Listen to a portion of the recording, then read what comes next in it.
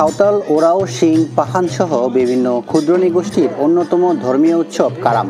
ভাদ্র মাসে অনুষ্ঠিত হয় এই উৎসব। ঠাকুরগাঁও সদর উপজেলার পাঁচপিঠডাঙ্গা পল্লীতে কারাম আয়োজন করেছে ওরাও সম্প্রদায়। বিপদ থেকে মুক্তি, বন্যা ও খরা থেকে বাঁচতে এবং দেশ ও জাতির মঙ্গল কামনায় প্রার্থনা করে ক্ষুদ্র নৃগোষ্ঠীর মানুষ।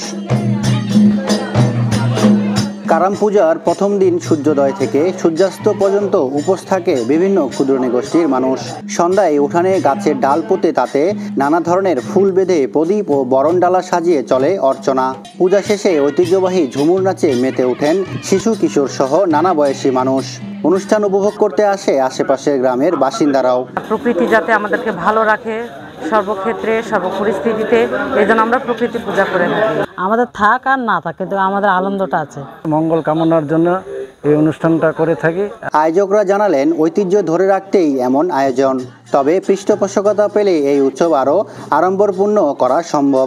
এই উৎসবটাকে আরও জাঁকজমকপূর্ণ করার জন্য জেলা প্রশাসন এবং সরকারের সুদৃষ্টি আমরা কামনা করছি। ওরাওদের জীবনমান উন্নয়নে পাশে থাকার আশ্বাস দিলেন উপজেলা নির্বাহী অফিসার।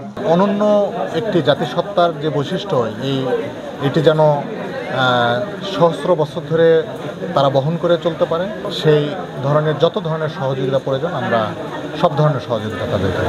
16 সেপ্টেম্বর শুরু হয় এই উৎসব। নদীতে কারাম গাছের ডাল বিসর্জনের মধ্য দিয়ে এই উৎসব শেষ হবে শুক্রবার সকালে। নাহিদ রেজা, বৈশাখী সংবাদ, ঠাকুরগাঁও।